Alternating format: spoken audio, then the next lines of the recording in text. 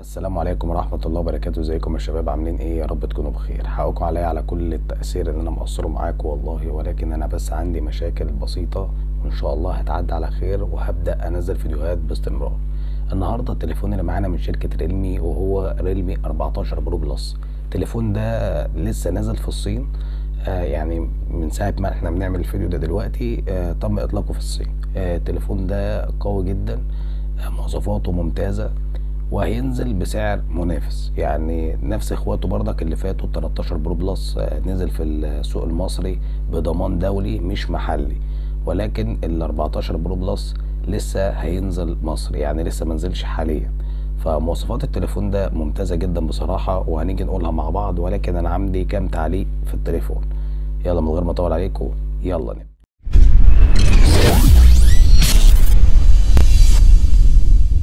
واول حاجه هنبتدي بيها وهي وزن التليفون. وزن التليفون هنا جاي 188 جرام، وهنا وزنه ممتاز جدا بصراحه، ما فيهوش اي مشكله. وهنا خامات التليفون وتقفيلها ممتاز، وده من كلام شركه ريلمي، ودي حاجه طبعا ضمان كويس للمستخدم ان هو بيشتري التليفون واخد يعني طالما الشركه مصرحه بحاجه الواحد بيبقى مطمن وهو واخد التليفون. فتقفيل التليفون ده ممتاز جدا، وجاي باعلى معيار وهو اي بي 69 مقاومه للماء والغبار. وبدانا نشوفها في الفئه المتوسطه اليومين دولت، عشان احنا زمان كنا بنشوفها بس في الفلاج شيب. يعني الفئه المتوسطه دي كان اقصى اي بي وصلها مثلا، او مقاومه يعني شهاده مقاومه للماء والغبار، كانت اي بي 54. ونيجي للشاشه يا شباب. الشاشه هنا جايه عملاقه بصراحه بمقياس 6.83 انش، ودي حاجه كبيره جدا. شاشه عملاقه، الوانها ممتازه، وجايه فول اتش دي بلس. وطبعا نوع الشاشه هنا اوليد، وهنا بتيجي بدقة 2800 في 1272، وطبعا بتيجي بعدد بكسلات 492 بكسل لكل بوصة، وبتوصل لسطوع 1500 نتس، يعني انت مش هتواجه مشكلة تحت أشعة الشمس تماما. وطبعا بتيجي 120 هرتز، يعني تقريبا مفيش أي تضحيات في الشاشة بصراحة. وطبعا مش جايب الإيدج الرخم اللي بيجي في التليفونات بتاعت سنة 2024. ان انا بصراحة الإيدج ده بدأ يخنقني في الاستخدام، ان التليفون مهما وقع على جنبه وعلى وشه وعلى ظهره الشاشه كانت للاسف بتتكسر، ودي كانت حاجه عامله لي ازمه جامده. زائد السكرينات، ما مش بيبقى متوفر له سكرينات في اي محل، فدي بتبقى عامله لك عقبه جامده قوي. وانت يعني واحد مستخدم التليفون مش عارف يحميه، حتى مش عارف تشتري له سكرينه نظيفه تحطها عليه.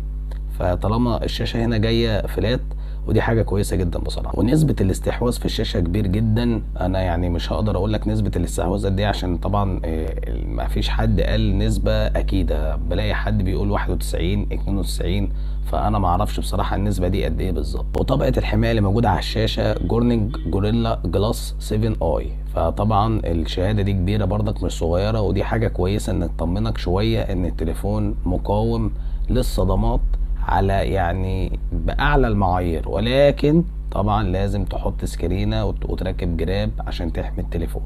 كلام مهما قلنا عليه مقاوم للماء والغبار، ومهما قلنا ان هو مقاوم للصدمات، لازم تركب له سكرينه وجراب، عشان بس التليفون مهما راح ومهما جه هيتكسر. ولكن دي المقاومات اللي بتبقى موجوده على التليفون عشان تطمن المستخدم، وعشان الوقعات الخفيفه مش الوقعات الشديده بقى والكلام ده. مهما راح ومهما جه التليفون لو وقع ممكن يتكسر، فلازم تحميه على قد ما تقدر، تركب له سكرينه محترمه وجراب محترم. يجي الاعداد الداخليه يا ابو حميد. المعالج هنا جاي في التليفون من شركه كوالكوم، وهو كوالكوم سناب دراجون 7 اس جين 3. المعالج ده جاي معانا بدقه تصنيع 4 نانومتر، وطبعا بيجي بمعالج رسومي ادرينو 710. معالج مش هتواجه معاه اي مشكله، ولكن في الافضل. يعني سنه 2024 لقينا هونر نزل التليفون ممتاز، وهو هونر 200، وكان نازل بتسعير ممتاز. وفي الهونر 200 برو، او الهونر 200 برو بصراحه فلاج شيب كيلر يعني باعلى المعايير. فانا اظن ان التليفون ده اعلى نسخه من شركه ريلمي، اللي هو الريلمي 14 برو بلس، اللي هو اعلى نسخه في الفئه دي بتاعته او في السلسله بتاعته، يكون قوي شويه. فمفيش مشكله، المعالج ده كويس، ومفيش لغايه دلوقتي تضحيات شديده في التليفون.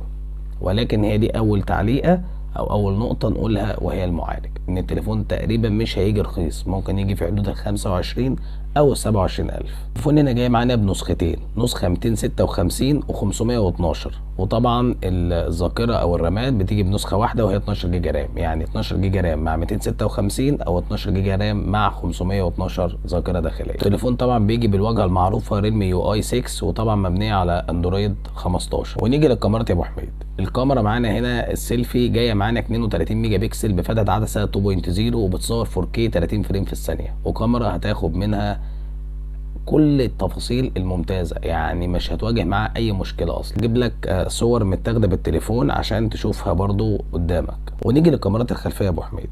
هما 3 كاميرات. الكاميرا الاولى 50 ميجا بكسل بفتحه عدسه 1.8 وبيجي فيها مستشعر من سوني وهو IMX 896، مستشعر ممتاز جدا، يعني هتاخد تفاصيل ممتازه وهتاخد كاميرا محترمه مش فيها اي تضحيات تماما.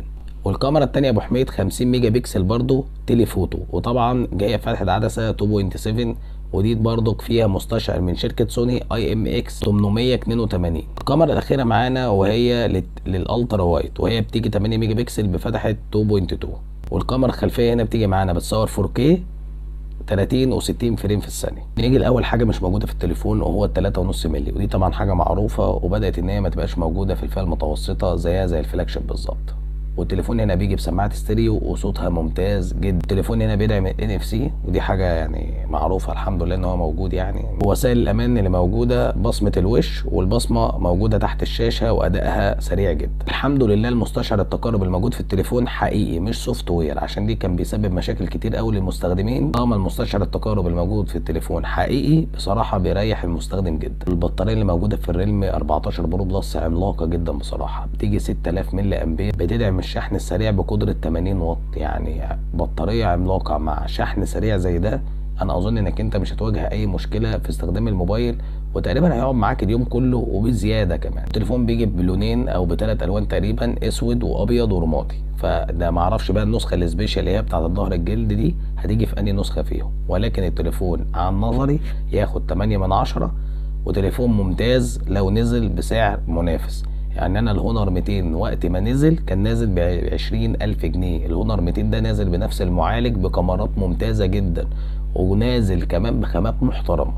فاتمنى ان التليفون ده ينزل تحت ال 25,000، يعني ينزل ب 20,000 مثلا ب 21,000. التليفون ده هينافس منافسه قويه جدا في الفئه المتوسطه في السوق المصري. التليفون اتسعر في الصين للنسخه الصغيره اللي هي ال 256 ب 355 دولار، وطبعا ده بيعادل بالمصري 17,500، فنقول بالجمارك بالشبرقه بكله ممكن يوصل ل 21,000. لو وصل بالمبلغ ده التليفون ده هيحقق مبيعات محترمه. ان هو المعالج كانت نقطه المشكله اللي بتبقى مع ريلمي دايما هي المعالج، فالمعالج هنا محترم وكويس ما فيهوش اي مشكله، مش زي المنافسين، ولكن تليفون هيدي لك قيمه مقابل سعر. والنسخه الكبيره بتيجي معانا ب 380 دولار، يعني بالمصري عامله 19,000 جنيه. قول برضك بالجمارك بالحب كده هتوصل معانا لغايه ال 23 24,000.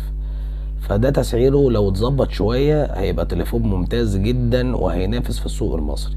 انا عايز برضك في الاخر بعد ما خلصنا المراجعه وخلصنا الكلام ده كله، انا عايزك تقول لي رايك في التليفون وتقيمه، ولو عايز ارشح لك تليفون معين انت عايز تشتريه في فئه سعريه محدوده او محدده، انا يعني هرد على كل اسئلتكم ومعاكم على طول، فما فيش اي مشكله. اي حد عايز يسال اي سؤال يكتب لي في الكومنتات وانا هرد عليه على طول. كان معاكم احمد عرفه. انت فاكرني هقفل؟ ما قفلتش. ما تنساش تعمل لايك وسبسكرايب وتفعل زر الجرس.